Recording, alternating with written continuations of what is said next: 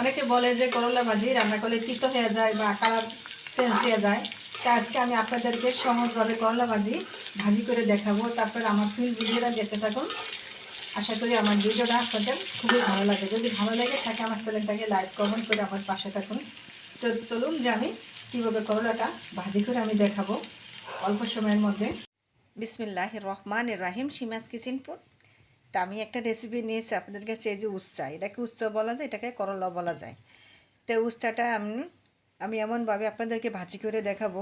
অনেকে বলে যে উচ্চা রান্না করলে কালার চেঞ্জ হয়ে যায় বা এটা তিতো হয়ে যায়। তা আজকে আমি আপনাদেরকে অনেকভাবে দেখাবো যে উচ্চাটা কালারও চেঞ্জ হবে না এবং তিতো লাগবে না। তা আমি একদম মাঝার সাইজের একটা আলু নিয়েছি। আলুটা আমি বেশি দিব না। তারপরে আমার ফুল ভিডিও দেখতে থাকুন। আশা করি আমার ভিডিওটা আপনার কাছে ভালো লাগবে। যদি ভালো লেগে থাকে আমার চ্যানেলটাকে লাইক কমেন্ট সাবস্ক্রাইব করে আমার পাশে থাকুন। তো আমি উস্তাটা ছোটো ছোটো করে কেটে আমি ধুয়ে নিয়ে আসবো। আপনারা আমার ভিডিওটা দেখতে থাকুন। তা আমি উচ্চাগুলো আমি এইভাবে গোল গোল করে কেটে নিয়েছি। আর একটু আলু আমি একদম চুকো চুকো করে কেটে নিয়েছি আর কি। কড়াতে একটা প্যান বসাচ্ছি। প্যানেতে আমি কিছু পরিমাণে আমি সয়াবিন তেল দিয়ে দেবো আমি পেঁয়াজ কুচা। করলা ভাজিতে একটু পেঁয়াজ কুচা একটু বেশি দিতে হয়, তা আমি পেঁয়াজ কুচা একটু বেশি দিয়ে দিচ্ছি। তো পেঁয়াজটা আমি হালকা একটু লাল করে নিয়েছি। এখন আমি করলাগুলো আলুগুলো একসঙ্গে দিয়ে দিব। তো করলাটা আমি যখন দিয়েছি তখন চুলার আঁচটা একটু হাইটে রাখতে হবে। দিয়ে দেবো আমি কাঁচামরিচ কুচা, জালটা আপনাদের পছন্দ অনুযায়ী। চুলাটা যখন হাইটে রাখবেন তখন কালারটা চেঞ্জ হওয়ার কম থাকে। আর যখন একটু নরমে আসবে তখন চুলার আঁচটা একটু কমিয়ে দিবেন। তা আমি অল্প একটু দেবো আমি হলুদের গুঁড়া, আর স্বাদ মতন দেবো লবণ।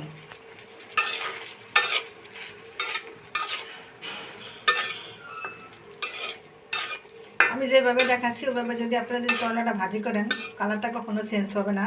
এরপর আমি একটু ঢাকনা দিয়ে দিব। তা আমি এখন ঢাকনাটা আমি সরিয়ে নেব। দেখেন করলাটা এখনও কালারটা চেঞ্জ হয় নাই। তাহলে এবার চুলাটা আমি হাই হিটে ছিল, এখন আমি কমিয়ে দিচ্ছি। কমিয়ে আমি হালকাভাবে আমি নাড়াবো, বেশি নাড়াচাড়া করবো না, আর ঢাকনাটাও দিব না। তাই কালারও চেঞ্জ হবে না আর তিতও লাগবে না।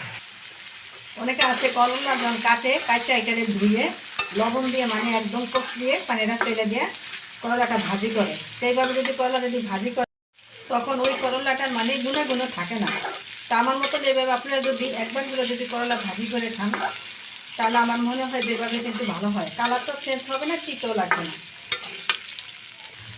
আর করলাটা রান্না করার সময় করলাতে কখনো পানি দেবেন না, ধোয়ার সময় যেটুকু পানি থাকবে ওটুকু আর কি। ওইভাবেই কিন্তু আপনারা ভাজি করবেন, তাহলে কিন্তু করলাটা তিতও হবে না, কালারও চেঞ্জ হবে না, কোনো ইয়ে না। আর নাড়াচাড়া কিন্তু বেশি একটা করবেন না। নাড়াচাড়া করলে কিন্তু করলার কালারটা চেঞ্জ হয়ে যাবে, একদম তিতো হয়ে যাবে। তো দেখছেন তো আমার এই করলাটা এরকম, এই যে আলুটাও সিদ্ধ হয়ে গেছে, একদম করলাটাও সিদ্ধ হয়ে গেছে আর কি। দেখুন একদম পুরোপুরি সিদ্ধ, দেখছেন খুব সহজ একটা রেসিপি। একদম সর্বোচ্চ গেলে 5 মিনিটের মধ্যে কিন্তু আপনার করলা ভাজি হয়ে যাবে আর কি। তারপরে আমার মতন এইভাবে খেয়ে আমাকে কমেন্ট করুন যে দিতে হচ্ছে কিনা। তা আমার এই করলা ভাজি যদি ভালো লেগে থাকে আমার চ্যানেলটাকে লাইক কমেন্ট করে আমার পাশে থাকুন। আল্লাহ হাফেজ।